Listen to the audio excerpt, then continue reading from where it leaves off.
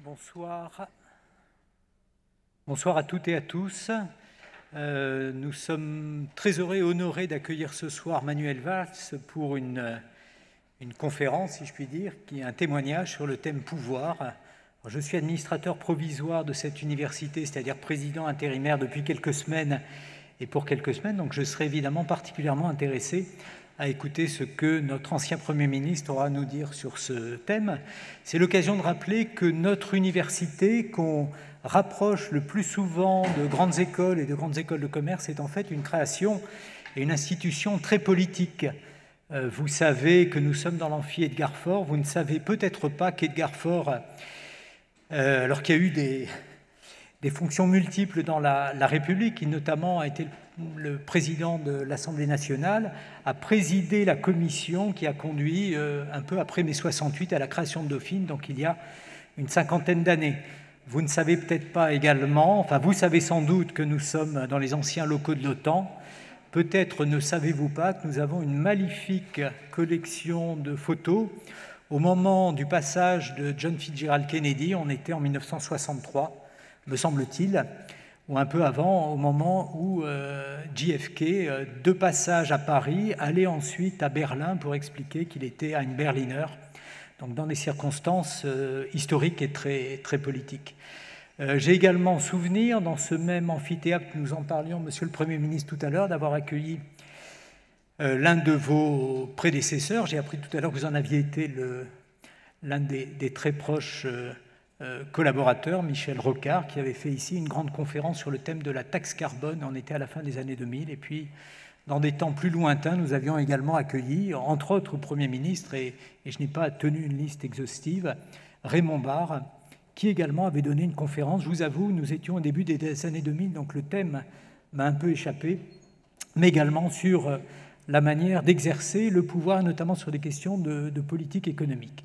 Voilà, donc dans ce contexte, Monsieur le Premier ministre, nous sommes très heureux de vous accueillir. Vous avez vu que je m'efforce de parler à distance de ce micro, en gardant mon masque et les mains dans le dos, de telle manière à laisser ce micro intact de tout Covid. C'est une manière de rappeler à notre assemblée d'étudiantes et d'étudiants que nous sommes dans une institution qui est sous contrainte. Je passe beaucoup de temps à vous envoyer des mails avec des pleins et des déliés pour vous rappeler cette obligation qui nous est faite. Donc on va tous parler masqué, à l'exception de Manuel Valls, évidemment, qui va parler une quarantaine de minutes, mais on va s'efforcer d'ici là de lui laisser cet espace intact de telle manière à ce qu'il puisse prendre la parole dans des conditions qui soient plus pratiques donc à sa prise de parole sur le thème du pouvoir. Donc merci à nouveau.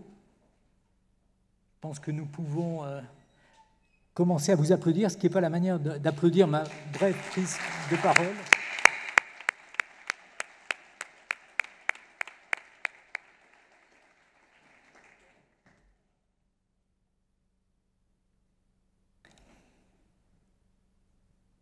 Monsieur le Premier ministre, je me souviens qu'en avril 2014, alors que vous veniez d'être nommé par le président François Hollande Premier ministre, votre discours de politique générale devant l'Assemblée nationale débuta par l'observation suivante.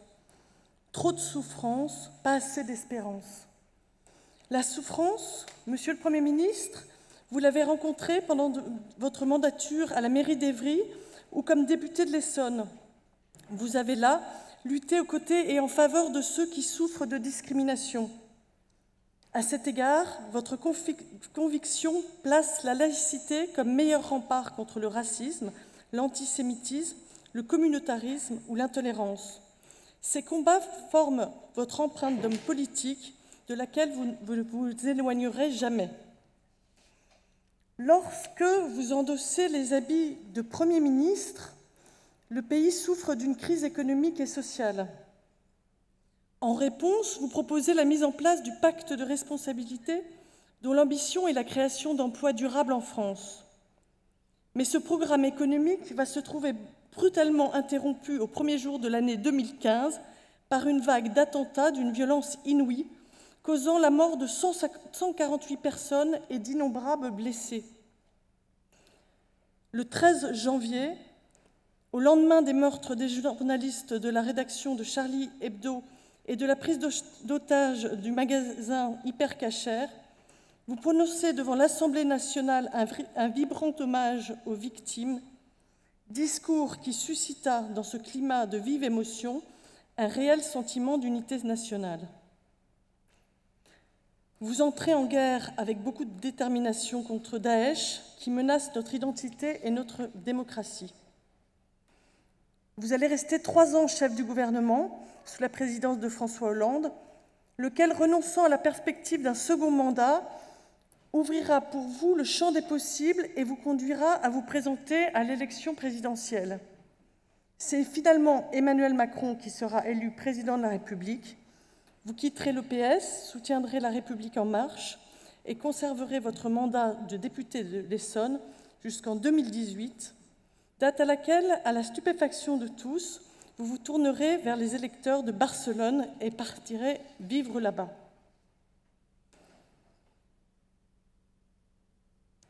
Trop de souffrance, pas assez d'espérance. Je me demande aujourd'hui si ce constat, hélas, n'est pas brûlant d'actualité. Cette rentrée universitaire est marquée par une crise sanitaire et économique inédite qui est source de tristesse et d'inquiétude pour bon nombre d'entre nous. Dans ce contexte, l'homme politique se doit de donner confiance à ses concitoyens. C'est bien l'objet de sa fonction première. Mais notre préoccupation aujourd'hui n'est pas politique, mais bien l'attente d'un témoignage d'un homme de pouvoir qui a exercé les plus hautes fonctions de l'État. Votre parcours politique est singulier. Il débute à l'université par le militantisme syndical étudiant auprès des jeunesses socialistes aux côtés de Michel Rocard. En 1981, vous ne pouvez même pas soutenir par votre vote le candidat de l'Union de la gauche, François Mitterrand, car vous n'avez pas encore acquis la nationalité française. Ce n'est que l'année d'après que vous serez naturalisé à 20 ans. Ensuite, les choses s'enchaînent puisque vous devenez député de la Nation, puis maire, puis ministre de l'Intérieur et enfin Premier ministre. Cette réussite, Monsieur le Premier ministre, vous ne la devez d'abord qu'à vous-même, mais aussi à ceux à qui vous avez choisi de placer votre confiance. On vous dit exigeant, déterminé, parfois sanguin. On vous connaît un certain goût pour l'ordre et un vrai sens de la communication. En matière de référence historique, vous ne cachez pas votre admiration pour Clémenceau, qui, comme vous, a été un homme politique de gauche, ministre de l'Intérieur et président du Conseil. Mais on ne peut pas peindre l'homme que vous êtes aujourd'hui sans évoquer votre histoire familiale qui s'entremêle à celle de l'Europe, dont vous êtes un fervent défenseur. Votre père catalan, votre mère suisse-italienne. Votre père a choisi, en 1948, de vivre en France et de ne pas rentrer en Espagne pour échapper à la dictature étouffante du général Franco. Vous racontez que la guerre d'Espagne a toujours été en toile de fond de votre adolescence et vous a écarté des courants extrémistes au profit d'une gauche réformiste et anticommuniste. Enfin, vous avez évolué dans cette Europe sans frontières, aux multiples paysages et si riche en œuvres d'esprit.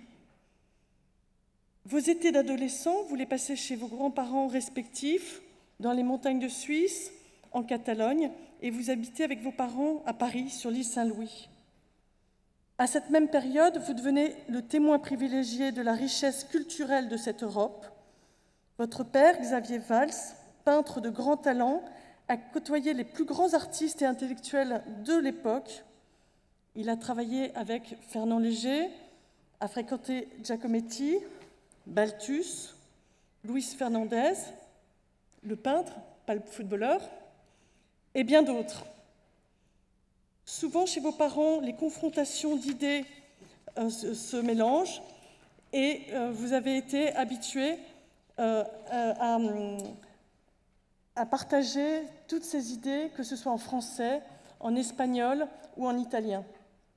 C'est pour ça qu'aujourd'hui, vous avez à cœur de partager, Monsieur le ministre, la culture avec le plus grand nombre, et c'est pour ça que vous êtes aujourd'hui ici. Monsieur le Premier ministre, merci d'être venu.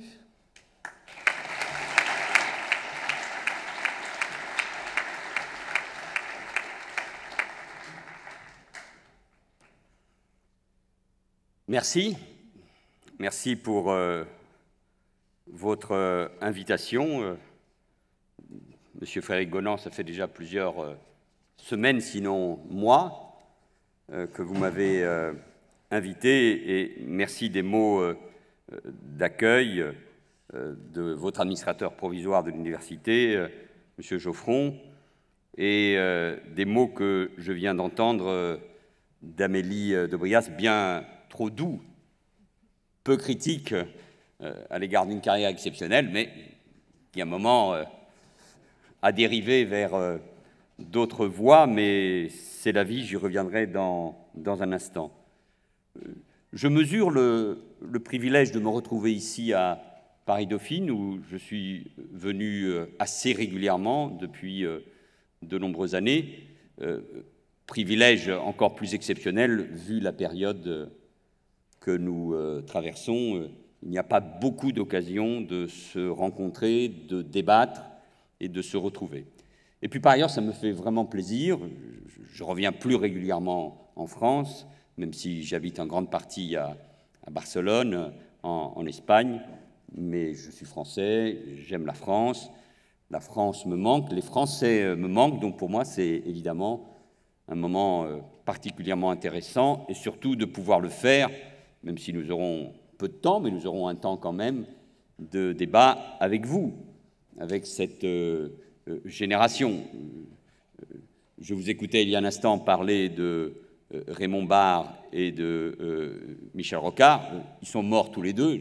J'espère que j'attendrai et que j'aurai l'occasion de revenir de nouveau. Ces anciens premiers ministres, tout à fait exceptionnels, mais c'est déjà l'histoire, tout cela. Et vous êtes, vous, les élites de demain. Je me demandais d'ailleurs pourquoi on avait demandé à un ancien Premier ministre de s'exprimer devant les élèves, les étudiants, les tuteurs d'apprentissage dans les entreprises, des enseignants de cet Institut de gestion du patrimoine de Paris-Dauphine, grande université en effet, et je me demandais bien ce que je pouvais vous apporter. On verra, et je suis bavard, moi je partirai content de toute façon de ce que j'aurais dit, mais j'espère surtout que cela aura été utile pour chacun d'entre vous.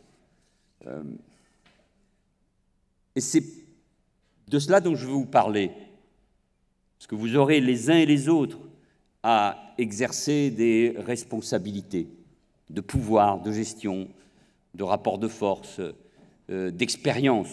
Vous, les élites de demain qui allez évoluer dans un monde difficile, instable et en même temps passionnant. Moi, je suis venu à la politique, je me crois très jeune, mais j'ai déjà 58 ans. Et je suis venu à la politique quand j'avais 18 ans, en 1980, dans un monde qui n'a plus grand-chose à voir avec celui d'aujourd'hui. Il y avait deux blocs, celui du monde libre, celui de l'Europe et l'Amérique, celui de l'Europe de l'Ouest, face au bloc soviétique. Les politiques nationales, sur le plan économique, étaient encore très importantes. Commençait l'ère libérale sous l'impulsion de Margaret Thatcher et de Ronald Reagan, mais le capitalisme n'avait rien à voir avec ce qu'il est aujourd'hui. Le monde connaissait depuis un an deux événements qui allaient le bouleverser, la révolution iranienne en 1979 et l'invasion de l'Afghanistan par l'Union soviétique. Les préoccupations en matière d'écologie étaient à peine naissantes. C'était l'apanage d'une minorité. Il y avait moins d'1 million d'étudiants dans les universités françaises, etc. Je m'arrête là. Et moi, je viens à la politique à ce moment-là, et je m'engage pour Michel Rocard, qui, pour vous et pour la plupart d'entre vous, n'est peut-être qu'une simple référence, mais qui avait été l'un de ces hommes qui avait essayé de réformer la gauche, et qui avait été même l'espérance d'une partie de la gauche réformiste, réaliste, on appelait ça la deuxième gauche, très proche de la CFDT, mais qui a échoué dans sa tentative d'être candidat à la présidence de la République face à François Mitterrand, qui finalement sera élu. Moi, je m'engage pour lui. Et quelques années après, j'ai la chance et l'honneur d'être son collaborateur quand il devient Premier ministre en 1988, à l'occasion de la deuxième élection de François Mitterrand. Et j'ai souvent raconté cette anecdote parce que quand vous êtes un jeune militant politique, qu'en plus vous avez la chance de travailler pour celui pour qui vous êtes engagé, j'avais en charge les relations avec l'Assemblée nationale dans son cabinet, j'étais très jeune, j'ai eu la chance, je venais d'être élu conseiller régional en 1986 en Île-de-France, et je me retrouve avec lui sur la banquette arrière de la voiture blindée qui filait vers l'Assemblée nationale. C'est un travail très particulier. Je devais parfois réveiller le Premier ministre dans la nuit, parce qu'il fallait engager le fameux article 49.3, qui m'a valu bien des critiques il y a quelques années, mais que Rocard a engagé plusieurs dizaines de fois pour faire passer notamment peut-être la seule grande réforme fiscale que ce pays ait connue au cours de ces 30 dernières années, c'est-à-dire la CSG, que vous payez tous, que les entreprises payent. Mais il n'y avait pas de portable, donc fonctionnait d'une autre manière, comme le monde passe vite, change vite. Et Rocard me dit, mais qu'est-ce que tu fais, Manuel ? Est-ce que tu as envie de faire la politique toute ta vie ? Moi, je lui dis oui, j'ai envie en tout cas de m'engager, j'ai envie d'être maire, j'ai envie d'être député, un jour peut-être ministre. Et il me dit, tu sais, Manuel, la politique, c'est souvent sale et ça ne sert pas à grand-chose. Tu aurais mieux fait de tout consacrer à tes études. J'avais l'impression d'entendre mon père ou ma mère, et quand on s'engage en politique, on n'attend pas ça de son mentor, de celui pour qui vous êtes engagé. Et j'y penserai, vous voyez que j'y pense encore plus tard, parce qu'au fond, il y a cette question que peut-être vous pouvez vous poser et que beaucoup de Français se posent, mais que moi je ne me posais pas à l'époque, c'est à quoi sert la politique ? À quoi sert la politique ? Et la politique pour faire quoi ? Et quand on arrive au pouvoir, pour changer quoi ? Et c'est pour ça que cette conférence s'intitule pouvoir, parce que je joue sur les deux mots, le pouvoir, l'accès au pouvoir, l'exercice du pouvoir, mais aussi pouvoir changer, pouvoir agir, pouvoir changer la vie des gens, pouvoir concrètement changer les choses. Mais à l'époque déjà, je ne m'en rendais pas compte, ce monde était en train de changer. Et le rôle du politique était déjà en train de changer. Et aujourd'hui, plus que jamais, dans la crise de confiance que vivent tous les pouvoirs, et pas seulement le politique, ce qu'on appelle les élites, les institutions, la contestation de l'autorité, qu'on peut ressentir même à l'université, mais la crise de contestation de l'idée même de la crise de la démocratie, la crise de confiance de la démocratie, tout cela vient de loin. Et moi, je m'étais engagé dans un parti parce que je pensais que cela pouvait changer les choses. Or, aujourd'hui, on voit bien que tout cela a été bouleversé. Et le temps n'est plus où un parti politique pouvait prétendre, fort de sa science, de sa foi même, de son projet, de son programme, de ses propositions, de l'engagement de ses militants. Le temps n'est plus où un parti politique, on est très loin, pouvait prétendre totaliser le temps et l'espace. Au cours de la seconde moitié du XXe siècle, et encore davantage au cours de cette première partie du XXIe siècle, la faillite des pensées systémiques a marqué, je crois, notre entrée dans la postmodernité. Sauf dans les marges extrêmes et aveugles, on y reviendra peut-être, du champ politique, nul discours ne peut plus désormais intégrer chaque partie dans un grand ensemble et raconter l'histoire du monde depuis la Genèse jusqu'à aujourd'hui. Il y a cette tentation en France, bien évidemment, de par ses institutions, de son histoire, de l'élection du président au suffrage universel, de l'ombre tutélaire, évidemment, du général de Gaulle qui, par 2 fois, a éclairé de son génie l'histoire de notre pays en 1940 et en 1958. D'autres pays ont d'autres traditions. Mais nous devons accepter, c'est très difficile pour les politiques et notamment en France, la perte de cette vérité unique et reconnaître sa fragmentation en des vérités elles-mêmes multiples et contradictoires. Et le monde dans lequel je rentre en politique en 1980 est déjà en train de basculer. Ça va s'accélérer, avec peut-être 3 événements, ayez-les en tête pour comprendre ces mutations et ces changements. Le premier, c'est en 1989, la chute du mur de Berlin et de l'Empire soviétique. Aucun d'entre nous n'imaginait que cela était possible aussi rapidement, et surtout sans guerre. Ce fut extraordinaire d'assister à ce changement.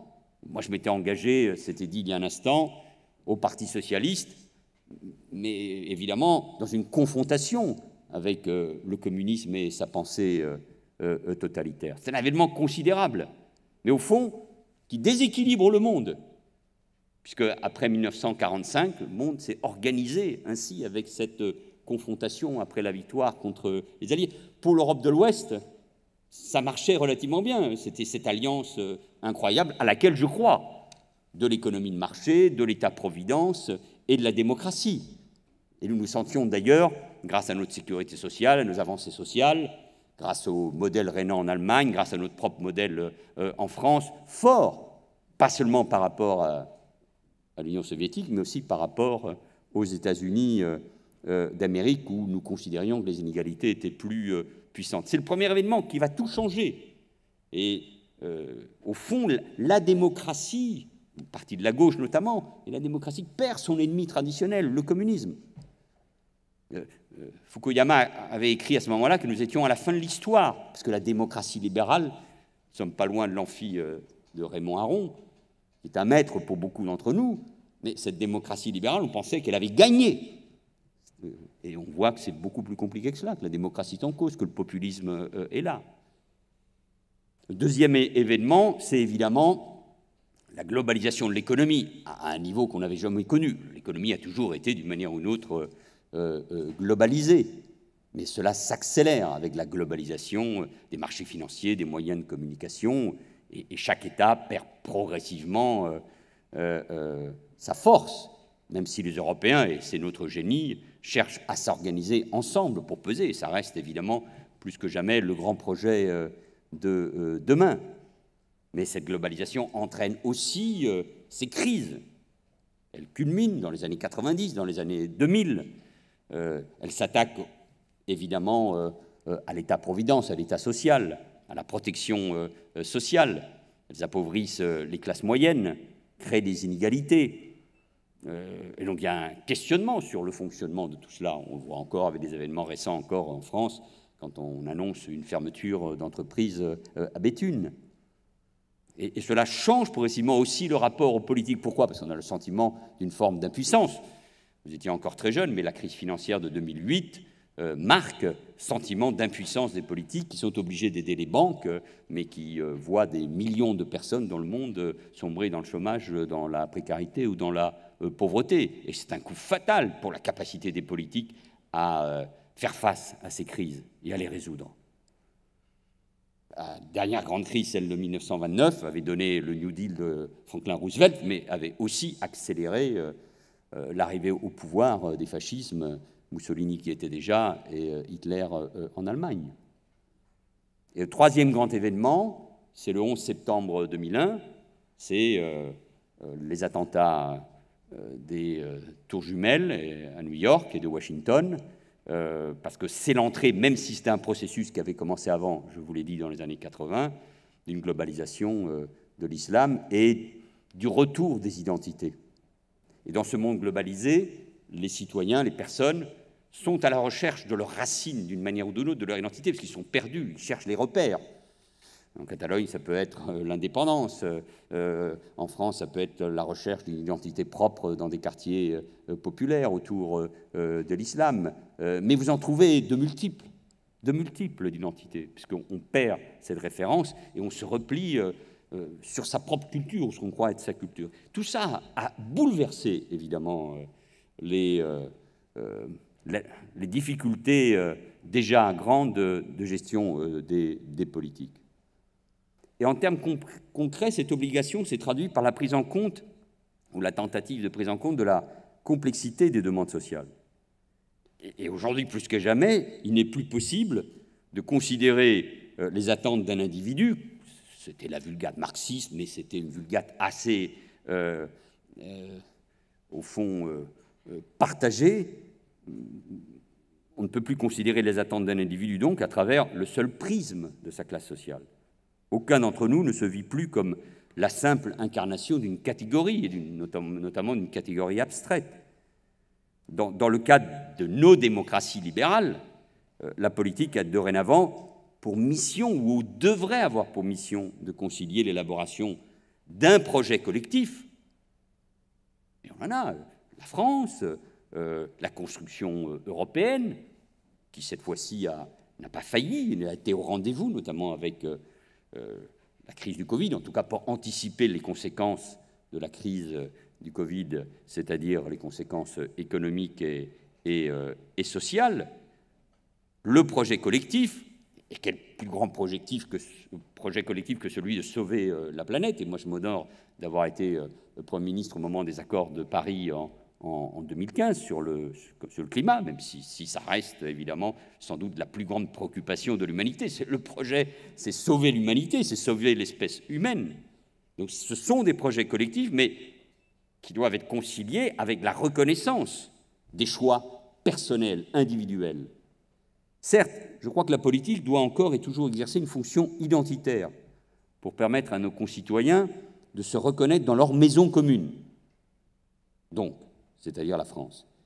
Et cette fonction me paraît même aujourd'hui doublement importante. D'une part parce que, encore une fois, la mondialisation nous oblige à être ouverts sur le monde et nous oblige à nous demander ce que nous sommes dans ce monde. Une histoire, une culture, avec des controverses, nous l'avons vu ces derniers mois, avec les polémiques qui viennent d'outre-Atlantique sur les statuts, ceux qui ont d'une manière ou d'une autre participé à l'histoire de l'esclavage, etc. Cette langue qu'est le français, des références, des valeurs, et cette prétention extraordinaire de la France, mais en cela, j'y adhère totalement, de vouloir parler au monde. Depuis 1789, la France veut parler au monde, au nom de valeurs universelles. Une prétention unique. Il n'y a pas beaucoup de pays qui ont cette force. Je vis en grande partie en Espagne. L'Espagne n'a pas cette prétention, même si elle l'a eue il y a quelques siècles. Et puis aussi parce que le sentiment d'appartenir à une même communauté tend à s'affaiblir à mesure que se développent les inégalités sociales, les ségrégations territoriales et les injustices. On l'a vu à travers le mouvement, et ce n'est pas le seul, des Gilets jaunes. Donc redonner aux citoyens le sentiment d'appartenir à un même groupe, dans lequel ils ont naturellement des droits et des devoirs, reste la fonction première de la politique. Et dans un monde ouvert et fragmenté, cet impératif devient catégorique. Et vous voyez bien, notamment en France, avec les présidents de la République, l'actuel n'échappe pas à la règle, de trouver, et c'est très difficile, voire même impossible, les discours, les mots, les gestes, les mesures qui permettent de faire nation, de faire France. Parle le verbe, mais ça ne suffit pas, il faut l'action, parce que sinon, ça ne marche pas. Cependant, cette permanence du rôle du politique, liée à la démocratie, ne doit pas nous faire oublier la modification profonde du rapport entretenu par nos concitoyens avec la politique, ou avec le politique. Cette transformation exige d'être prise en compte par les responsables politiques pour qu'ils comprennent et assument les nouvelles attentes. Et ils l'ont oublié, et nous l'avons oublié.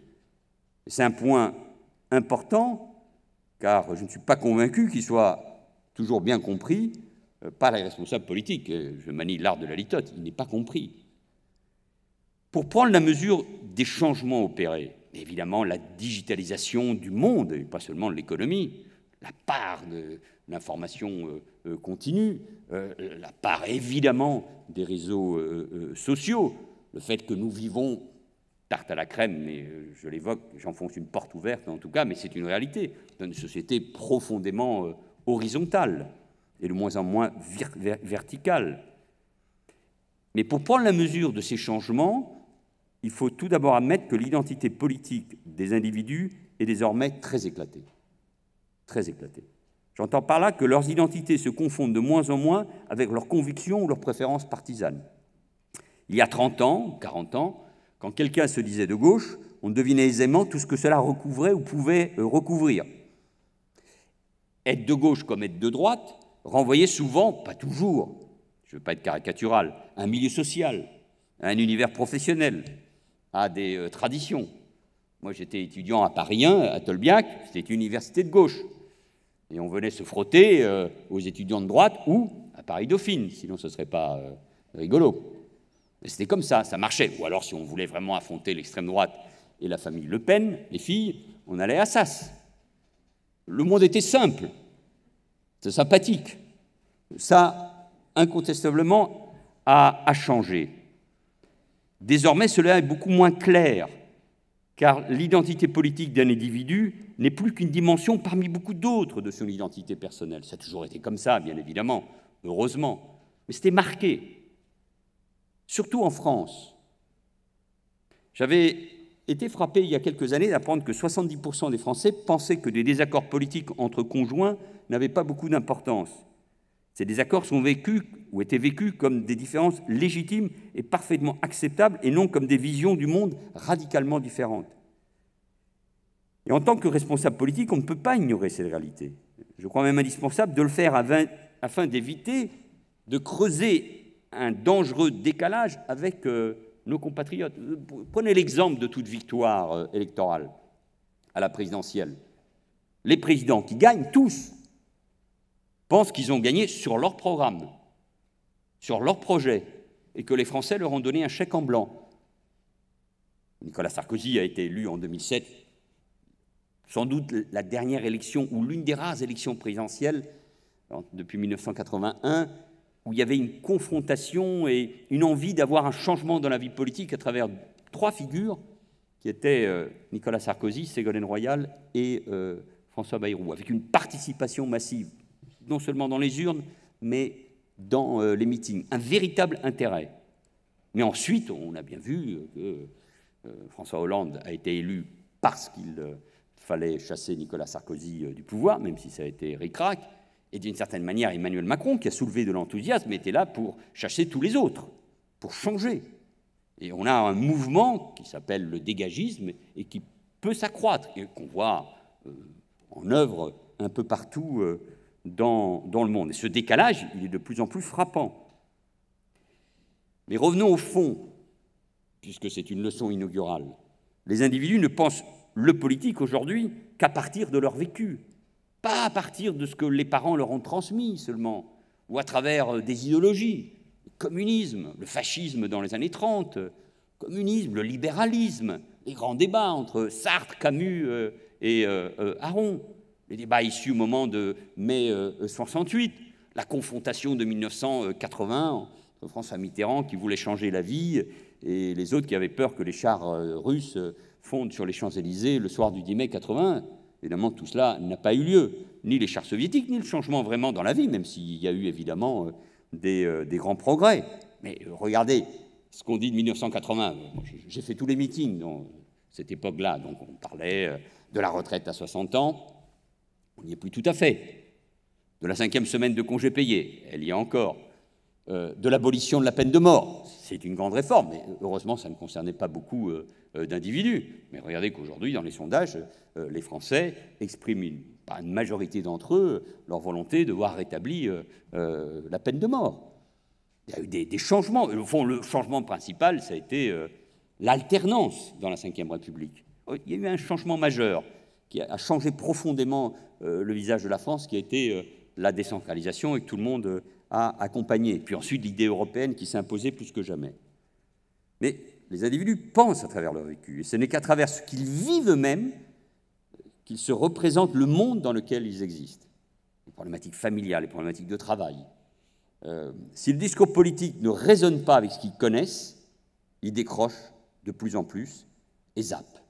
Ils zappent les émissions politiques pour la télé-réalité ou pour rien d'autre, et votre génération ne regarde plus la télé, ou peu, ou en tout cas à travers son smartphone. À l'inverse, si les questions de société soulèvent désormais tant de passion et de polémiques, c'est parce qu'elles renvoient aux expériences intimes de beaucoup de nos concitoyens. Quelques années, il y avait un grand débat sur l'allaitement et le rôle de la femme. Il y a des débats passionnés sur la fin de vie et l'euthanasie. Il y a toutes les questions de mode de déplacement dans notre pays. Il y a les débats sur l'identité, sur la religion. On est un pays laïque, mais qui parle tout le temps de religion. Les débats sociétaux mobilisent les Français et recréent des clivages qui bousculent souvent, d'ailleurs, le prisme gauche-droite. Les sociologues ont coutume de dire que les individus vivent moins dans un monde commun que dans des mondes vécus. Et l'expression, là, est sans doute un peu abstraite, mais elle veut bien dire ce qu'elle dit. Traditionnellement, la vie de l'individu était encadrée par les institutions qui lui assignaient une place et lui réservaient un rôle, même s'il y avait un ascenseur social. Il y avait des syndicats, des partis, l'Église, les églises, et l'Église catholique notamment. Le Parti communiste en France a eu un rôle très important, notamment après-guerre, fort de son statut de parti de la résistance, parce qu'il organisait d'une certaine manière dans ses municipalités sa propre société ou sa propre contre-société. Tout cela a volé en éclats. Et l'un des éléments, c'est bien sûr la crise de la classe ouvrière liée au changement économique, au chômage de masse et aux évolutions tout simplement dans le monde économique et industriel. Nous étions un pays agricole à la sortie de la Deuxième Guerre mondiale.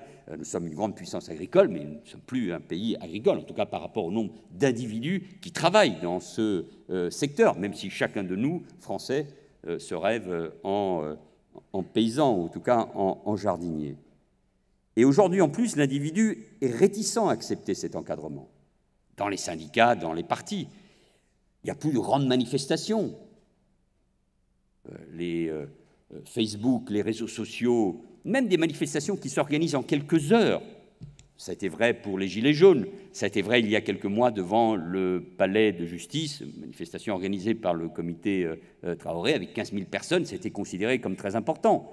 De mon temps, je ne dis pas que c'était mieux, mais pour qu'une manifestation soit réussie, il fallait au moins 100 000 étudiants dans la rue pendant plusieurs semaines pour faire tomber un projet de loi, le projet de loi de Vaquet. Je ne suis pas sûr qu'on ait fait la meilleure des choses à l'époque, mais en tout cas, c'est comme ça s'était terminé. Donc, l'individu, non seulement n'accepte plus l'encadrement, mais il veut être lui-même au cœur de son projet.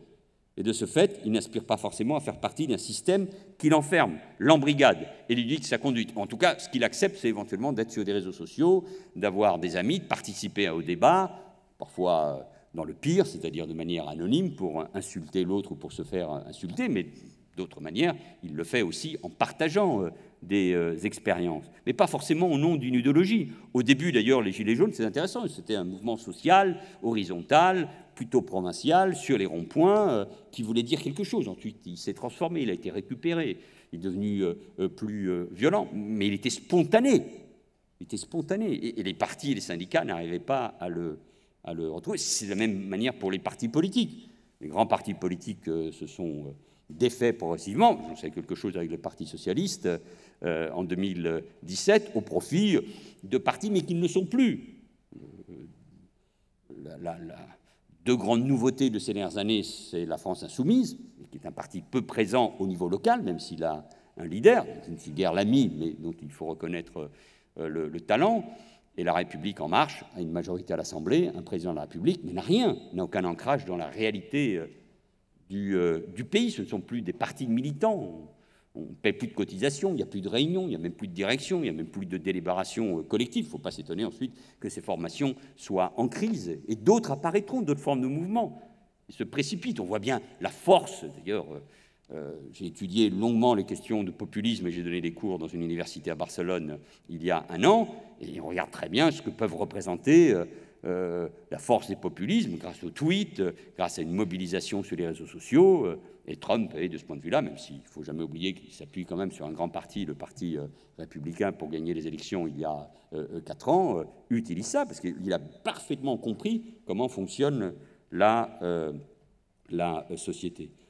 Et donc, au sein de ces formations militantes, l'engagement était d'ailleurs progressivement moins contraignant que dans le passé. Dans un livre qui fait toujours référence, Jacques Yon, qui s'était intéressé à la fin des années 90 aux mutations du militantisme, démontrait que le militantisme affilié caractérisé par la discipline et la constance s'était effacé inexorablement au profit d'un militantisme affranchi, caractérisé par la liberté et l'intermittence. À l'exception des organisations politiques les plus extrêmes et les plus sectaires, prendre sa carte n'engage plus ni la vie ni l'identité du militant. C'est un changement majeur. Et dans ces conditions, un parti politique ne peut plus prétendre fournir clé en main un projet global de société concocté par des spécialistes. Et ça change tout, mais ça ouvre aussi beaucoup d'inconnus et des gouffres aussi de perplexité sur ce qui va se passer, par exemple, en France dans les 2 années qui viennent. Non seulement la société n'est pas une abstraction totalisable, visible par un parti ou un discours politique, mais elle est un corps vivant, moi je trouve ça très intéressant d'ailleurs, ouvert à les transformations qui dépassent largement le seul volontarisme politique. Ah, vous le disiez, Sancho, vous avez dit, ça veut dire qu'il se fâche, il peut être de mauvaise humeur, mais volontaire, c'était possible. Quand vous êtes ministre de l'Intérieur, je l'étais pendant 2 ans, c'est une fonction magnifique, parce que vous êtes encore au cœur d'un grand ministère de l'État, avec sa verticalité. Quand vous appuyez sur le bouton, ça marche encore, parce que vous avez un corps remarquable dans l'administration française, ce sont les préfets, puis c'est les policiers, des gendarmes. Ça marche, c'est des corps militaires ou policiers, donc organisés, avec une forme de discipline, même si ça a changé un peu ces dernières années. Mais là, vous avez l'impression que vous pouvez changer. D'ailleurs, les Français pensent qu'en matière de sécurité, les politiques peuvent encore agir. C'est pour ça qu'ils sont dans l'attente et ils sont sévères à l'égard de l'exécutif actuel. Mais le volontarisme dont Nicolas Sarkozy ou moi-même ou le jeune ministre Gérald Darmanin avons fait preuve aujourd'hui, montre qu'on peut agir, mais aux limites, parce que les gens savent qu'en matière de violence, c'est compliqué. Depuis plus d'un quart de siècle, les sociétés occidentales ont été autant changées par les évolutions anthropologiques, nous en parlions tout à l'heure, et les progrès technologiques, la révolution digitale, que par des programmes politiques. Beaucoup plus. Vous vous rendez compte, au niveau anthropologique et sociologique, ce que nous sommes en train de vivre avec la Covid-19. Qu'est-ce que ça veut dire en termes de changement, de rapport l'un à l'autre, par rapport au travail, par rapport aux études, aux angoisses que cela crée dans la société. On dit que le monde ne sera plus tout à fait le même. On verra, parce que la résilience de l'être humain est assez extraordinaire. On peut avoir de bonnes ou de mauvaises surprises. Mais en tout cas, on voit bien les changements que cela est en train d'opérer, en plus avec une incertitude pour l'avenir. Si, par exemple, des lois ont accompagné utilement le mouvement d'égalisation des droits entre les hommes et les femmes, ces lois restent davantage une conséquence que la cause de ce qui a été une vraie révolution, pas seulement silencieuse. Les lois n'ont pas décidé, mais simplement traduit en termes juridiques une profonde transformation des mœurs, notamment dans les années 60. C'est arrivé plus ou moins tard selon les pays. De même, la montée de l'individualisme, qui est une réalité, n'est pas le fruit d'un complot néolibéral savamment orchestré par les capitalistes de Londres ou de Washington. Ça me paraît être un peu plus compliqué que cela. Il s'agit d'une tendance de fond qui traverse les sociétés occidentales depuis près de 2 siècles et qui s'alimente aux sources les plus diverses. Quant à l'apparition d'Internet, dont l'existence bouleverse déjà depuis plus de 20 ans nos vies quotidiennes, elle ne doit pas plus à la sagesse du politique que les découvertes de la vapeur et de l'électricité. Si là encore des décisions politiques ont pu faciliter le développement du numérique sur l'ensemble du territoire, et là il peut agir, Il y a encore des zones blanches. Au moment où il y a ce grand débat sur la 5G, il y a encore des gens qui n'ont ni la 3G ni la 4G. Donc là, le politique, les élus locaux, l'État, les entreprises privées peuvent agir. Mais ces décisions politiques ne sont pas à l'origine. Après, le politique a des choix. Dans les sources d'énergie, dans ce grand débat sur les évolutions de la transition écologique, le débat sur le nucléaire est un vrai débat politique. Moi, je suis favorable au nucléaire, je comprends qu'on s'y oppose, mais là, c'est un choix qui a été fait par la France à la fin des années 50 et début des années 60. C'est un débat. D'autres pays ont fait le choix de sortir du nucléaire, comme l'Allemagne, avec Angela Merkel. Là, ce sont des décisions sur lesquelles on pèse. Vous voyez, je pense qu'il y a évidemment encore des marges. Donc le politique, il est là davantage pour alimenter cette transformation et l'organiser. Et en outre, le politique doit désormais adapter son ambition, et là c'est encore plus compliqué, aux nouvelles revendications démocratiques de nos concitoyens, cette horizontalité que j'évoquais. Les conditions de la légitimité du pouvoir ont changé dans les sociétés contemporaines. Avant, on déléguait, au fond, c'est ça la démocratie. On délègue, c'est les États généraux de 1789.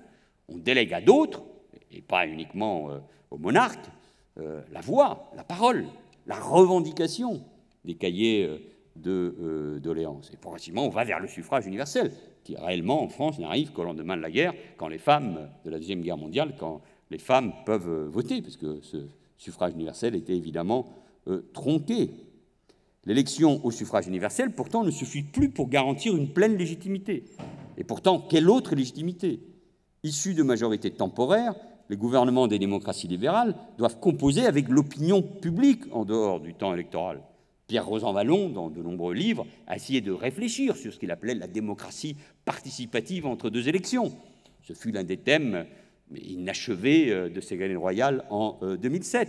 D'une certaine manière, Emmanuel Macron, face au mouvement des Gilets jaunes, s'y était essayé avec ce grand débat public et animé. C'était intéressant, même si c'était beaucoup avec les élus. Et on cherche, et on voit bien sur les réseaux sociaux ou sur les chaînes d'information, comment on cherche à débattre. Mais il y a une insatisfaction sur le système démocratique. Et il y a une donnée nouvelle qui, moi, me paraît extrêmement préoccupante, notamment en France, c'est le niveau de participation aux élections en général et aux élections locales, notamment aux municipales. Alors, certes, il y avait la pandémie et puis il y avait des injonctions contradictoires. Allez voter, mais ne sortez pas au restaurant. Les gens ne sont pas totalement idiots, et donc si on leur dit « vous ne pouvez pas aller au restaurant », ils se disent « pourquoi voter ?» Et les élections partielles législatives de hier ont été une catastrophe en termes de participation. Mais ça veut dire qu'il y a quelque chose qui est en train de se dérouler de manière souterraine, compliquée, dans le rapport à la démocratie. Les instances de contrôle, qu'elles soient constitutionnelles, médiatiques ou associatives, se multiplient. C'est une donnée qui a été très critiquée par certains responsables politiques. On voit bien que le politique a perdu du pouvoir et encadre d'ailleurs plus l'exercice du pouvoir. L'élargissement même des droits individuels rogne les marges de manœuvre du politique. Et c'est tout le paradoxe. Plus le politique est contrôlé, plus il y a la participation citoyenne, plus la crise de confiance est profonde, et plus il y a une crise de confiance de la démocratie, et plus d'ailleurs, une partie non négligeable de Français disent qu'au fond, ils sont prêts à accepter pour leur propre sécurité, pour l'efficacité de la politique, qu'on rogne sur leur liberté, et puis un modèle autoritaire peut s'imposer. Et puis en Europe orientale, vous avez des modèles plus sévères, restrictifs par rapport aux libertés constitutionnelles ou publiques, comme en Hongrie, comme en Pologne. Vous avez des populistes qui sortent. On ne paraît pas avec Trump, parce que je pense que la démocratie américaine est une grande démocratie, mais on voit ce qui se passe au Brésil, etc. Donc il y a un débat. C'est là où Fukuyama s'est trompé ou l'a mal compris. Non, la fin de l'histoire n'est pas là. Elle est là, c'est la nature même de l'être politique. Ce constat est amer, sévère. Alors, vous dites, on comprend pourquoi il est parti dans un autre pays, il ne fait plus de la politique en France, vu que, au-delà de ses propres échecs ou ses propres problèmes, Manuel Valls, c'est là où je ne vais pas bien, parce que je parle de moi à la troisième personne, pense que la politique ne sert plus à rien. Non. Mais ce constat peut sembler amer à tous ceux qui veulent croire ou feignent de croire pour préserver parfois d'ailleurs leur réputation et leurs avantages à la dimension démiurgique, dramatique du politique. Il y a une part.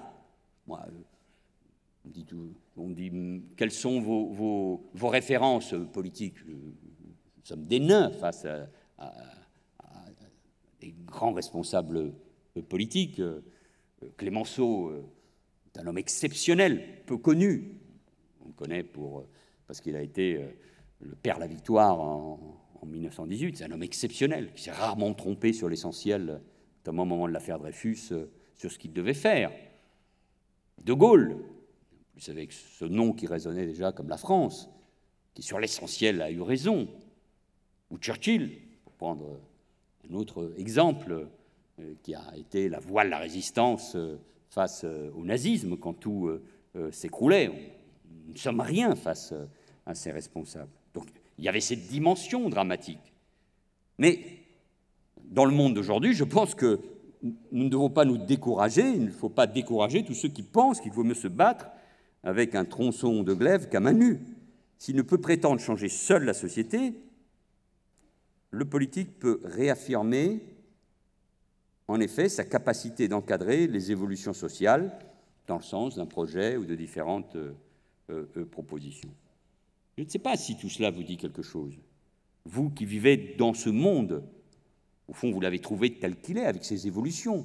Vous avez vos ambitions, vos projets, vos préoccupations sont sans doute d'une autre nature. Vous vivez dans ce monde où on vous dit que le monde peut disparaître à cause du réchauffement de la planète. On voit les effets de la crise et de la pandémie aujourd'hui, mais il y a un engagement aussi pour les autres en Afrique ou en Asie. Et je sais combien l'université a été touchée par le drame de cet été au Niger.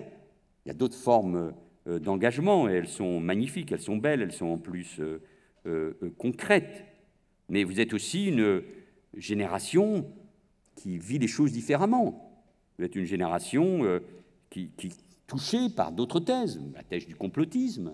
C'est dans votre génération où, quand on interroge les jeunes sur les auteurs des attentats du 11 septembre 2001 ou sur l'origine du vaccin, qu'on trouve des chiffres relativement inquiétants, ou le relativisme par rapport à la pensée scientifique est puissant. Et je le dis ici devant des étudiants formés. Et ça doit nous interroger par rapport à l'avenir. À la question, et je termine, à quoi sert la politique ? Enfin, presque je termine. J'ai donc tendance à répondre ceci. Si la politique ne peut plus tout, il est néanmoins dans tout. Si la politique ne peut plus imposer par le haut une vision unique en raison de la complexité d'une société qui a changé, hautement individualisée, il est constamment sollicité pour procéder à des arbitrages, faire des choix, définir de nouvelles règles. Simplement, au lieu d'intervenir en surplomb sur le mode directif, il se doit d'agir en interaction avec les autres acteurs de la société. Et la politique, je le répète, s'exerce aujourd'hui de manière beaucoup plus horizontale que verticale. Vous appliquez ce que je viens de dire à la gestion du Covid en France, et vous comprenez le scepticisme et la crise de confiance qu'il y a. Peut-être qu'il faudrait regarder avec ce qui s'est passé, notamment en Allemagne, et la manière de gérer cette crise. Je m'arrête 30 secondes là-dessus. 39% des Français, le chiffre a dû baisser d'ailleurs, trouvent que le gouvernement a bien géré la crise pandémique, contre, par exemple, 74% des Allemands. Les Britanniques, malgré ce qu'on pourrait penser, expriment de manière plus importante que les Français une opinion favorable par rapport à leur gouvernement dans la gestion de la crise du Covid. Un tel écart, et je crois que c'est un bon exemple, je ne sais pas comment j'aurais géré les choses, moi. Pas là pour donner des leçons. Mais un tel écart s'explique pour partie par des choix stratégiques différents qui peuvent venir de loin, la gestion du stock des masques, l'organisation de notre système de santé, mais plus essentiellement par le rapport que les citoyens et les dirigeants de la France entretiennent les uns avec les autres. Les Français attendent beaucoup plus de politique de ce qu'on pourrait croire. Du sommet. Le président de la République, il doit tout gérer. La bombe atomique, la crise du Liban, les problèmes économiques, la vitesse sur les routes départementales et bien sûr la crise du Covid. On attend tout de lui. Et le président pense que par son seul verbe, il peut mobiliser les Français. Or, dans une crise très particulière, sanitaire, mais qui implique beaucoup de choses personnelles, mais comment je vais faire avec mes enfants, comment je vais travailler, qu'est-ce qui se passe avec mes parents qui sont dans un EHPAD, etc. On était dans une crise longue. Un de mes amis qui réfléchit beaucoup sur ces questions-là me disait l'autre jour, c'est la première grande crise en matière de communication. Dauphine, vous réfléchissez beaucoup sur ces questions de communication. C'est une grande crise de communication à une échelle planétaire qu'on n'avait jamais connue. Il y a des personnages planétaires. Obama, Trump, le pape, Oussama Ben Laden, des grands footballeurs, des sportifs. Mais il y a des personnages planétaires. Mais une crise de cette ampleur, jamais. Avec des réactions différentes selon les pays, mais tout le monde vivant, des millions et des millions, des milliards de personnes vivant le confinement. Donc, comment gérer cette communication? Et on voit bien que le rapport de défiance qui existe entre les dirigeants et les Français sont le signe, je vais être sévère, d'une faillite de la capacité de nos dirigeants à communiquer. Je ne dis pas ça pour critiquer Emmanuel Macron, Édouard Philippe ou le nouveau Premier ministre, pas du tout. C'est une réflexion de fond. Et je profite précisément de ce moment pour aller au fond des choses. Il y a une perte de crédibilité, donc d'ailleurs nous ne pouvons pas voir les conséquences aujourd'hui, elles seront pour après. C'est souterrain, là, les gens sont encore dans la crise, la rentrée, les conséquences économiques et sociales, l'appauvrissement qui risque de s'emparer de nos sociétés, malgré l'effort exceptionnel de l'Europe et de l'État et du gouvernement qui a très bien réagi dans le domaine économique. Comment agir pour faire face à cette perte de crédibilité? Avec intelligence, en prenant les citoyens pour les adultes, et avec empathie. Beaucoup d'entre vous, vous allez travailler avec des entreprises, dans des entreprises. Vous devez apprendre, évidemment, que les injonctions contradictoires, je l'évoquais tout à l'heure, sapent la confiance. Et on voit bien avec les masques, c'est le sparadrap du capitaine Haddock depuis des mois. Les grandes entreprises, Carrefour, Orange, ont su, Veolia, d'autres, ont su gérer avec leurs employés, avec leurs collaborateurs, différemment. Sans doute avec plus de résonance, plus d'empathie. Mais ce sont des organisations plus fermées qu'un pays. J'ai eu, moi, à connaître des crises. Elles étaient de nature différente. Crise économique, bien évidemment. Crise politique avec la destruction, sous mes yeux, du Parti socialiste. Évidemment, et avant tout, la crise terroriste. Et la crise terroriste était d'une autre nature. Je ne dis pas que c'était plus facile.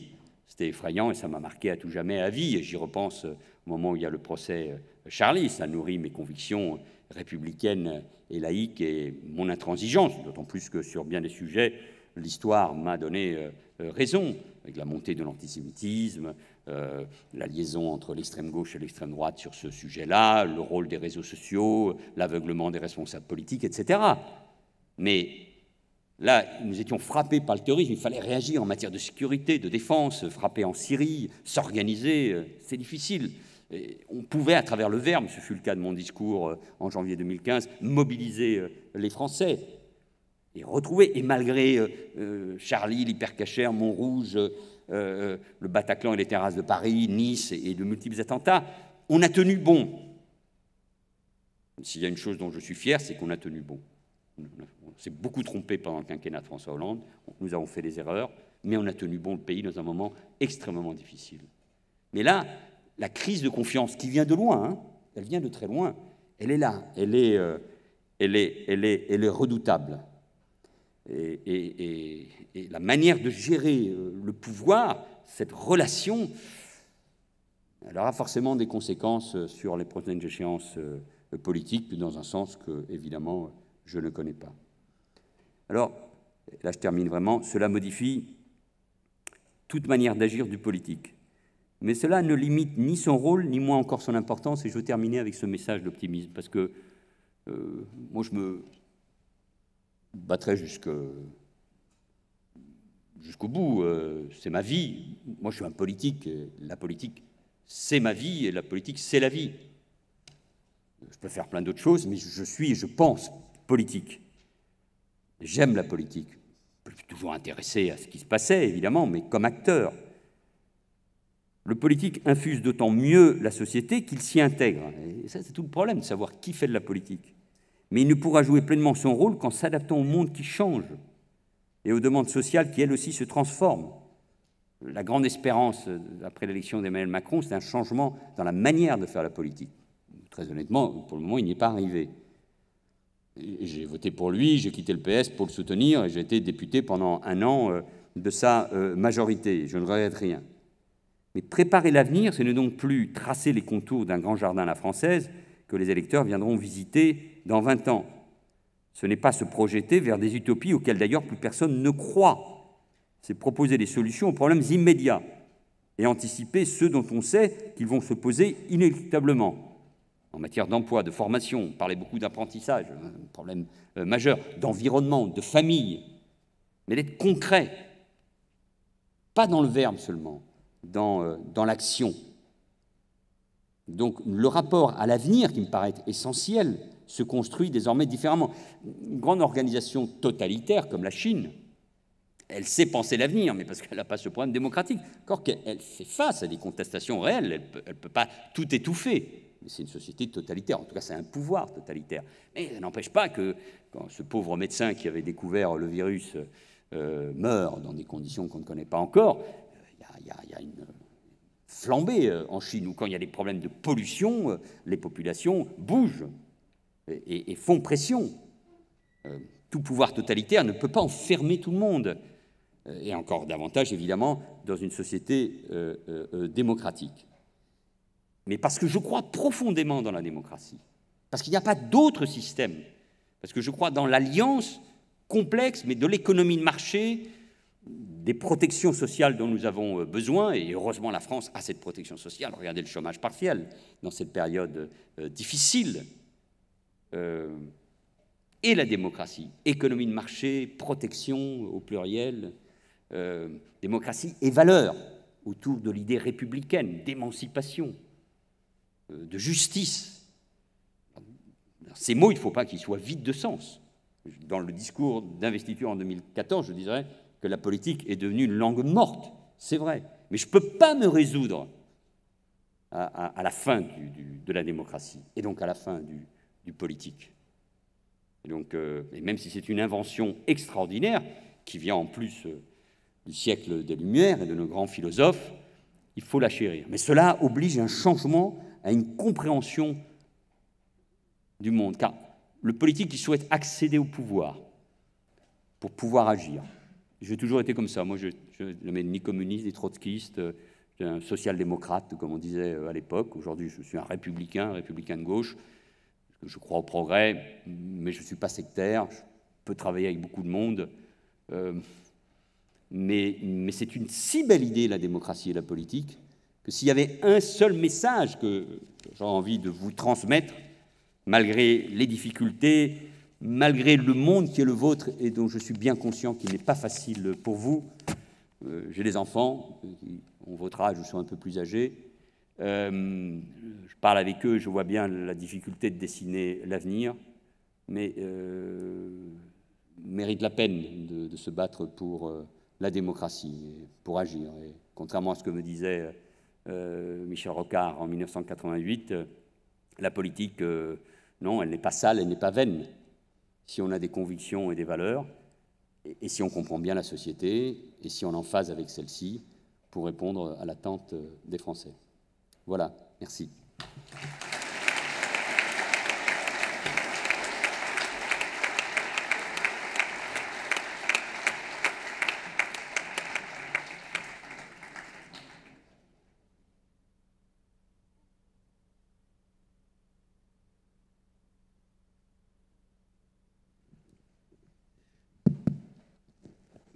Merci beaucoup, Monsieur le Premier ministre. On va passer donc à la deuxième petite partie de cette soirée. On a prévu une petite demi-heure, donc on a 5 étudiants valeureux, beaux comme très bien habillés ce soir de l'Institut de gestion du patrimoine, qui ont des questions à vous poser. Alors je crois que la première question, c'était Victoire, qui l'avait préparée. Donc bon, vous pouvez vous lever, c'est comme vous le souhaitez, tranquillement, comme vous voulez, Victoire. Et je vous cède la parole. Voilà, c'est à vous. Merci.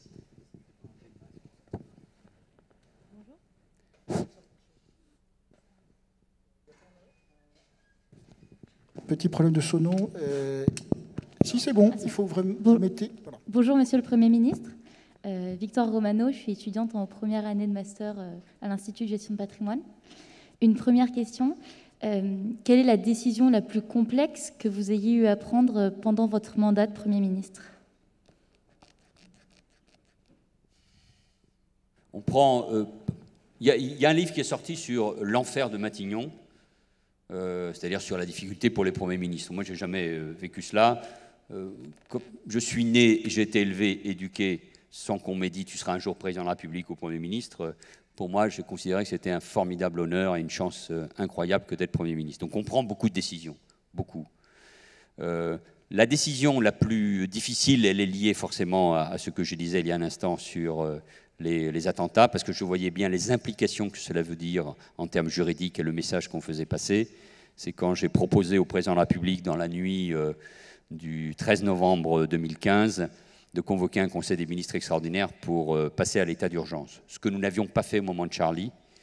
Et je voyais bien ce que cela voulait dire, même si après il y avait un contrôle parlementaire, en termes de restriction des libertés et des droits. C'était une décision difficile, mais en même temps, elle m'apparaissait nécessaire. Très bien, merci beaucoup. Justine. Bonsoir, Monsieur le Premier ministre. Justine Raymond, ancienne cagneuse et étudiante désormais à l'école Paris-Dauphine. Peut-on confier le pouvoir à quelqu'un qui n'a jamais connu d'échec? Beaucoup d'hommes et de femmes étaient censés, par leur qualité, accéder à la présidence et ont raté à ce qu'appelait Michel Rocard la 9/10 de la route. Ils ont tous un point commun, leur éclatante réussite professionnelle et académique. Peut-on faire confiance à quelqu'un qui n'a jamais connu d'échec, tant sur le plan affectif que professionnel? Existe-t-il une vertu de l'échec dans l'exercice du pouvoir? Je vous remercie. Vous pensez à quelqu'un en particulier? À plusieurs personnes.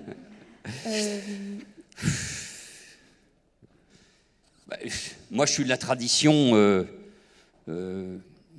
ancienne, c'est-à-dire des vieux cons.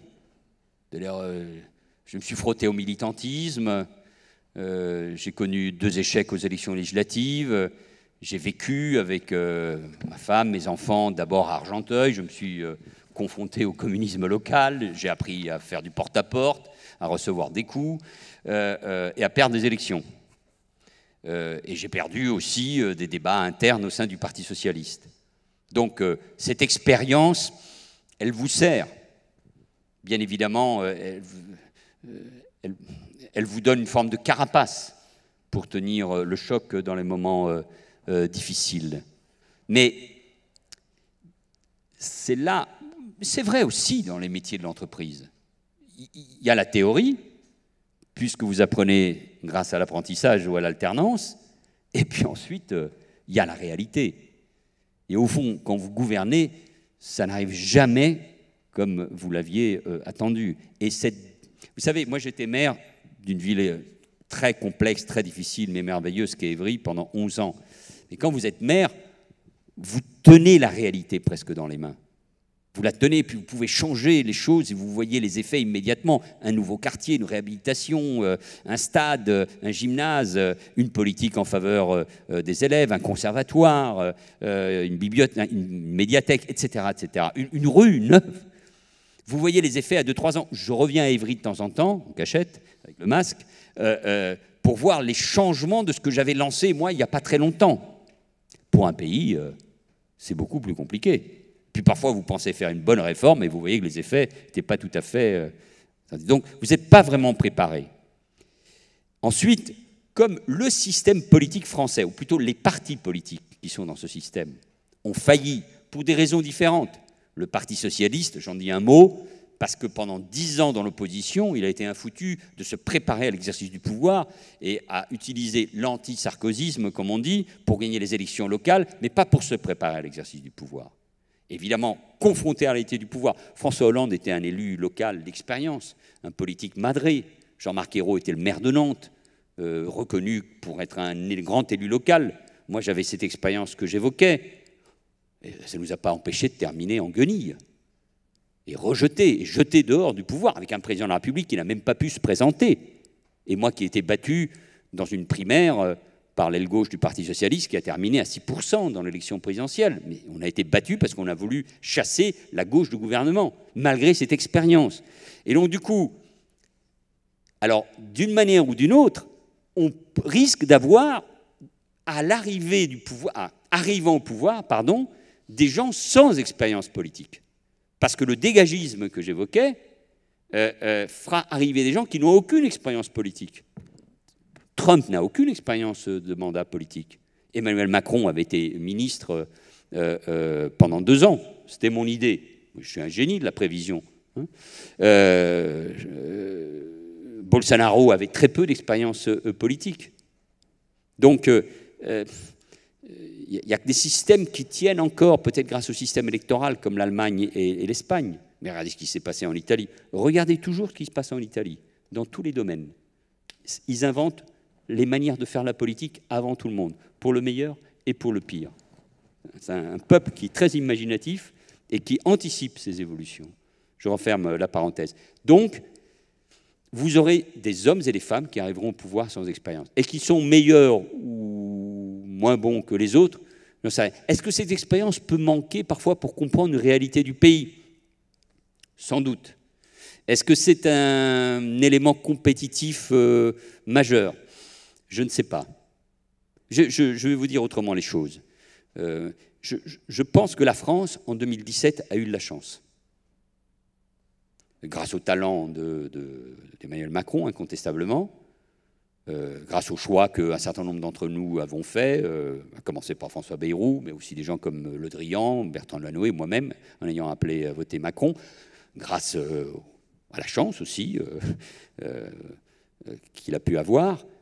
Mais nous avons évité un deuxième tour entre un président de la République, un candidat, François Fillon, au-delà de tout le respect que j'ai pour lui, qui était impliqué dans des affaires, et Marine Le Pen, qui porte des idées évidemment très éloignées de ce que je crois nécessaire pour la République. On aurait pu avoir un populiste. La situation du pays amène à cela. Et nous avons eu un président jeune qui a rayonné dans le monde, réformiste et européen. C'est pas mal. Mais il a oublié qu'il ne pouvait pas gouverner seul, et encore moins avec 25% au premier tour, même si le système électoral a donné une majorité absolue écrasante à l'Assemblée. Mais c'était une erreur de penser qu'il pouvait gouverner seul, et qu'il peut encore gouverner seul. D'une certaine manière, je traduis ce que j'ai dit il y a un instant, on ne peut pas gouverner seul.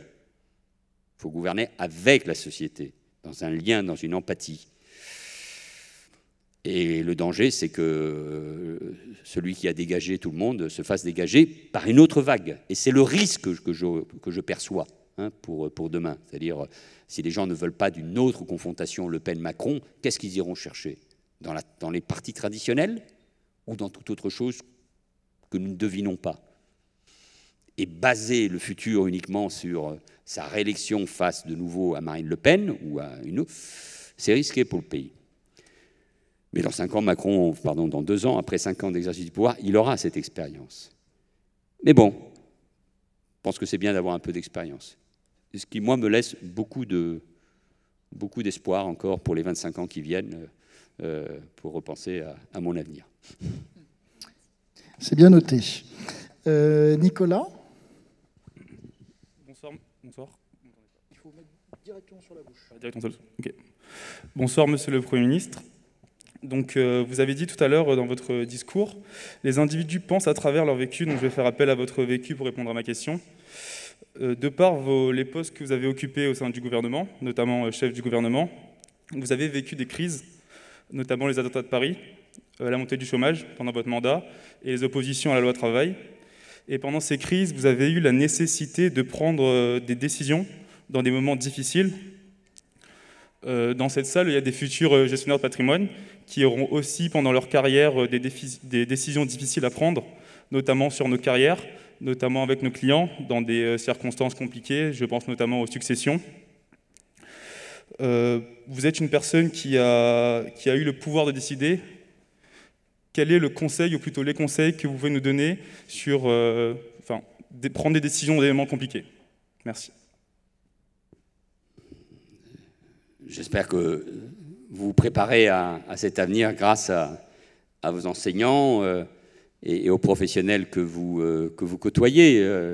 La politique, c'est évidemment différent, c'est notre matière, c'est un mélange de choix professionnels, de communication, d'empathie, mais je vous le disais tout à l'heure, on le trouve aussi, et les grands chefs d'entreprise, les grands patrons, mais même les patrons de PME ou de petites structures, bancaires, notariales, c'est souvent lié, moi je crois, à la personnalisation du pouvoir. Hein. D'ailleurs, quel que soit le système politique, il y a une personnalisation du pouvoir. C'est vrai avec la Ve République, c'est vrai dans une entreprise, c'est vrai pour le coach d'une équipe de foot, mais c'est vrai dans des pays qui ont d'autres fonctionnements que le nôtre. Et Merkel a une personnalisation du pouvoir, même si elle l'exerce d'une autre manière. Je vais être très banal, soyez vous-même les uns et les autres. Soyez vous-même.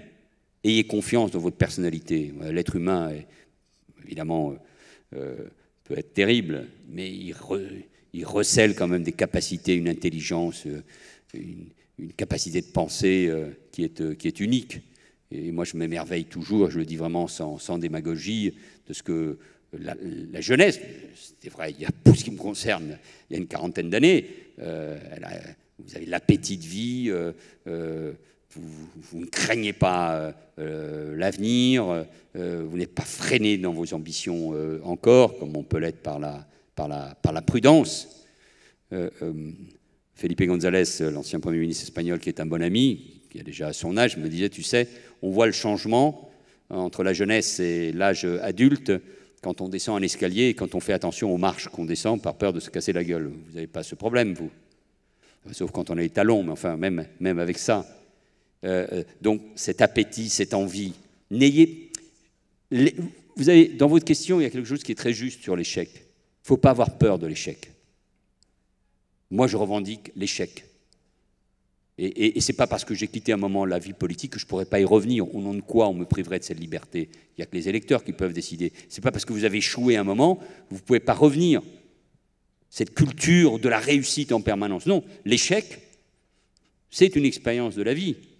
Et donc, des réussites et des échecs de cette expérience, oui, vous pouvez en tirer un formidable parti. Voilà, je pense que c'est ça le message des décisions. Moi, j'ai eu on a une décision. Il y a eu un combat. Les Français sont, pour des raisons que je peux comprendre, sont très sévères sur le quinquennat de Hollande et sur Hollande lui-même. Il n'a pas incarné. Voilà. Quand vous incarnez pas, ça ne marche pas. Puis il y a eu des allers-retours. Mais, par exemple, il y a eu un sujet majeur. Il y a eu une bataille au sein du Conseil européen sur la Grèce. Et sur le fait que l'opinion allemande et des ministres du gouvernement d'Angela Merkel souhaitaient que la Grèce sorte de la zone euro. Mais on s'est battu, moi à l'Assemblée nationale, Hollande au Conseil européen, pour que la Grèce reste dans la zone euro. Parce que vous ne pouvez pas imaginer que pour la première fois un pays sorte de la zone euro, et surtout le pays qui est l'origine de l'Europe, au sens mythologique du mot. Ça, c'est des choix. C'est là où le politique, si nous ne les étions pas affrontés au ministre des Finances allemand et à d'autres pays, les Autrichiens, les Finlandais, si on avait dit non, la Grèce doit rester, malgré toutes les difficultés, elle a redressé la barre, même si, évidemment, elle est en proie, comme tous les autres pays, à des difficultés économiques. Là, la politique, ça sert quand même, alors même sur la scène européenne. Donc, pensez que chacune de vos décisions pèsera, que vous pouvez vous tromper, mais qu'il faut peser, il ne faut pas abandonner votre propre pouvoir, l'exercice de ce pouvoir qui est le vôtre à l'exercer. Applaudissements nourris sur les bancs de droite.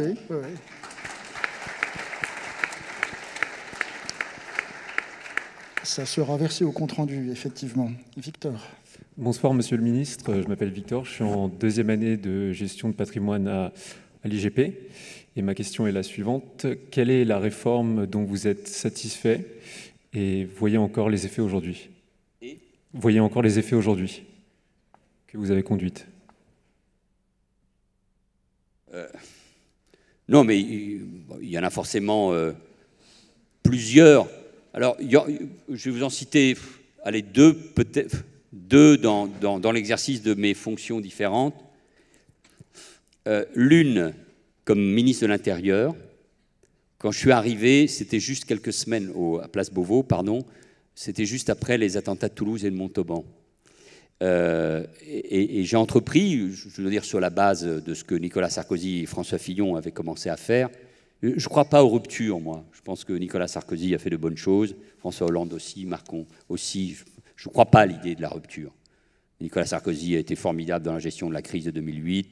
Hollande a fait front face aux attentats terroristes.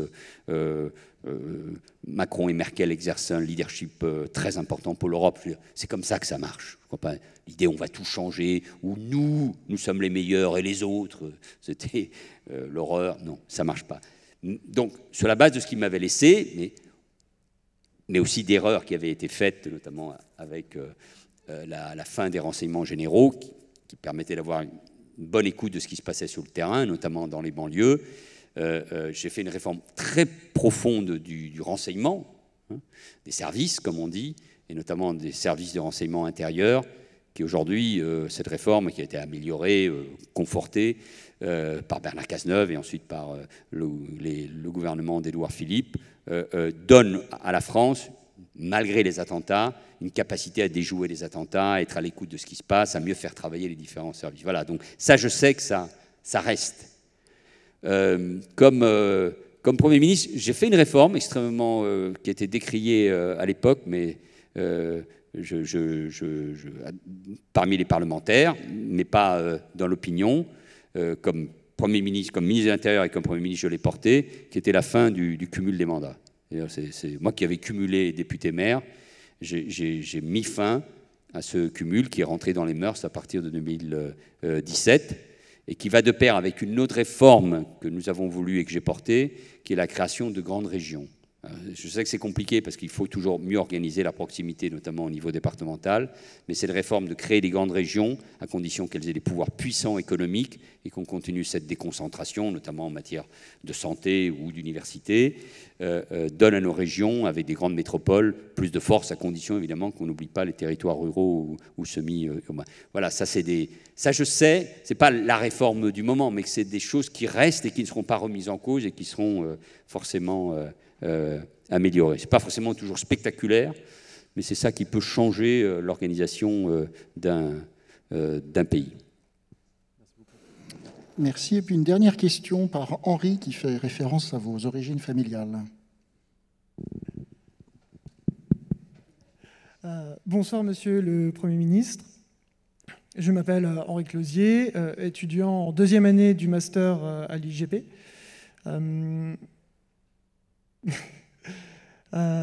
Donc voilà, je suis intéressé par l'art et j'aimerais vous poser une question à ce sujet. Suite à l'exposition de votre père au Grand Palais à Art Paris, comme l'a rappelé Madame de Bria, votre père est un artiste reconnu. Et puisque cette conférence tourne autour de la thématique du pouvoir, Monsieur le Premier ministre, selon vous, l'art est-il une forme de pouvoir? Je vous en remercie. L'exercice du pouvoir est-il un art? Lisez Machiavel et on le comprendra. Et puis, il y a eu des grands princes qui ont permis aux artistes de s'épanouir. François Ier, Frédéric de Prusse, Catherine de Russie, et Louis XIV et bien d'autres, et puis fort heureusement des grands démocrates. L'art et la culture sont des pouvoirs, et le pouvoir peut manipuler d'ailleurs l'art et la culture. On le voit bien dans les pouvoirs totalitaires, comment on peut l'utiliser, soit pour interdire ou pour promouvoir. Le fascisme ou le stalinisme ou le communisme sont allés très loin. En France, l'art et la culture sont du pouvoir, notamment grâce à Malraux, et donc grâce à De Gaulle, l'idée, c'est que le politique en France, il doit avoir un petit vernis culturel. Alors, parfois, il fait semblant et ça se voit. En Espagne, par exemple, si un politique dit qu'il n'a jamais lu un livre, ça ne choque personne. Ici, en France, ça choque encore. L'idée du prince, du président qui écrit ou qui récite des poèmes. On a eu le président de la République, sans doute le plus cultivé, était Pompidou. Il avait écrit une anthologie remarquable sur la poésie française. Et il avait prononcé des vers magnifiques d'Éluard au moment où il avait été interrogé sur le suicide de cette enseignante, Gabrielle Russier, qui s'était suicidée suite à une condamnation parce qu'elle avait aimé un lycéen. Donc en France, la culture fait partie du pouvoir, mais à condition qu'on la laisse libre, à condition que ça ne soit pas un art officiel. Mon père était un peintre figuratif, espagnol, mais vous l'avez dit, proche de l'école de Baltuche ou de Morandi, qui est toujours exposée en France. C'est vrai, merci. Très belle exposition chez Claude Bernard à Art Paris il y a 15 jours. Il a beaucoup souffert de ce qui était à un moment l'art officiel, qui était l'art abstrait. Il y avait peu de place pour les figuratifs. Et j'ai vu souffrir mon père, parce qu'un artiste souffre, il a une sensibilité qui est d'une autre nature. Donc, c'est un pouvoir, mais je pense que c'est tout simplement la vie, et que sans musique, quelle qu'elle soit d'ailleurs, sans peinture, sans livre, sans théâtre, sans ballet, toutes ces formes, les plus élitistes comme les plus populaires, on ne vit pas, et on a besoin de cela. Et de ce point de vue-là, la politique peut, les choix budgétaires, de Malraux ou de Lang, le prix du livre, le soutien au cinéma, le soutien aujourd'hui à la musique, les choix qui sont faits dans le plan de relance pour la culture. Il n'y a pas beaucoup de pays qui font ça. Une des décisions dont je suis le plus fier, c'est d'avoir sauvé le système d'intermittents du spectacle. Parce que c'est quelque chose qui fait partie de notre patrimoine. Mais la culture, c'est aussi une économie. C'est plus important que d'autres secteurs qu'on croit très importants dans notre pays. Et vous me disiez tout à l'heure que c'est aussi pour votre université la question de la gestion, notamment des ventes d'art, c'est un élément très, très important. Ça fait partie de l'économie. Aujourd'hui, d'ailleurs, c'est un symptôme comme le luxe, voitures, produits de beauté, etc. Mais le luxe en matière de tableaux, de culture, d'art, est reparti à fond, notamment à travers Internet, grâce aux achats de grands pays asiatiques. Donc, c'est une valeur. Donc, il faut la vivre comme un élément économique, comme une valeur, comme un pouvoir, mais surtout comme un élément d'émancipation extraordinaire. Aujourd'hui, je suis membre d'un jury qui donne le prix européen du livre. Donc on s'était réunis pour faire un certain nombre de propositions. C'est un plaisir, par exemple. Nous sommes des Européens. Nous sommes des Européens. C'est quoi être Européen? C'est des valeurs. Et la culture fait partie de cette valeur profonde. De Erasme à Stéphane Zweig, en passant par Montaigne ou Camus, ou des auteurs plus récents. On vit avec ça, on vit avec ces valeurs. Et la culture, la manière d'appréhender les choses, la place qu'on donne en France au débat. Il y a un débat actuel, moi j'adore ces débats, ça ne change pas la vie des étudiants ici à Dauphine, mais est-ce que Verlaine et Rimbaud doivent rentrer ensemble au Panthéon? Ils ont été amants à un moment, puis Verlaine a failli tuer Rimbaud. Et on dit non, c'est pas possible, les héritiers disent non. Et Baudelaire, non, mais il avait une relation avec les femmes, c'était pas possible. J'adore ces débats. Pourquoi? Parce que du coup, on parle de Rimbaud, on parle de sa poésie. C'était un jeune qui rejetait le système. On parle de Verlaine, qui était un personnage complexe. On parle de Baudelaire, qui est mort de la cause de la syphilis. Mais c'est des poètes extraordinaires. Extraordinaires. Et c'est un pays de culture encore. Et donc, étudiez la gestion, les banques, mais lisez, écoutez de la musique, la culture, c'est ce qu'il y a de beau. Aimez. Aimer la culture, c'est aimer la France. Et chérissez notre langue, qui est magnifique, surtout quand elle est chantée ou dite par les poètes. Merci beaucoup à tous.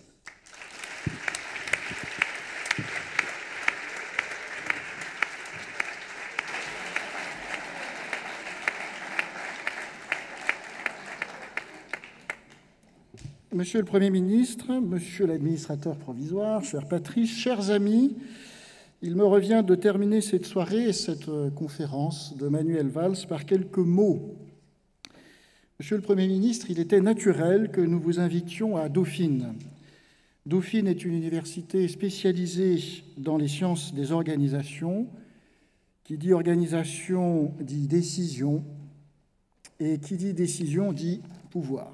Or, vous êtes un décideur qui a occupé les plus hautes responsabilités publiques de notre pays. Il est bon pour nos étudiants de pouvoir fréquenter de tels décideurs de haut rang. Ces leçons inaugurales permettent aux décideurs d'aujourd'hui de partager leur expérience avec ceux de demain. Merci donc pour votre acceptation généreuse et immédiate de mon invitation et pour la bonne grâce avec laquelle vous vous êtes prêté à l'exercice. Cette acceptation et cette bonne grâce indiquent avec éloquence votre intérêt pour le partage d'un patrimoine si particulier, celui de votre expérience. Cette thématique du patrimoine sur laquelle nous formons nos étudiants sous un angle à la fois expert et comportemental est proche de plusieurs de vos convictions les plus fortes. Quelles valeurs pérennes transmettre dans un monde moins stable qu'avant? Comment gérer des crises qui modifient la vie quotidienne des Français et remettent en cause certains acquis du passé? Qu'est-ce qui fait le lien entre les générations et doit donc être préservé au-delà des à-coups de l'histoire? Merci de nous avoir fourni votre vision sur ces thèmes qui sont plus que jamais d'actualité. Merci aussi, Monsieur le Premier ministre, de fournir à nos étudiants un exemple de persévérance, de travail et de courage. Les choses n'étaient pas écrites d'avance pour vous. Elles ne le sont pas non plus pour eux, nos étudiants. Sur le passé récent, vous avez montré votre capacité à toujours se fixer de nouveaux challenges. Cette qualité n'est pas donnée à tout le monde.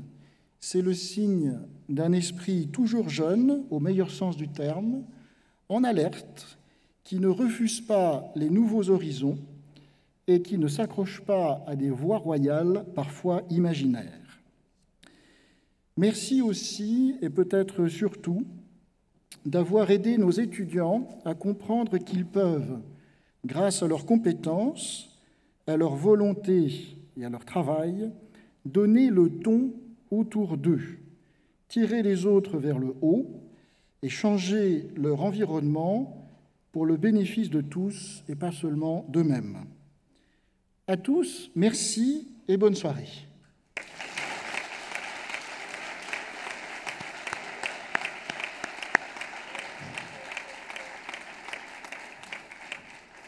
Alors, chers amis, la situation, je reviens à des réalités beaucoup plus prosaïques.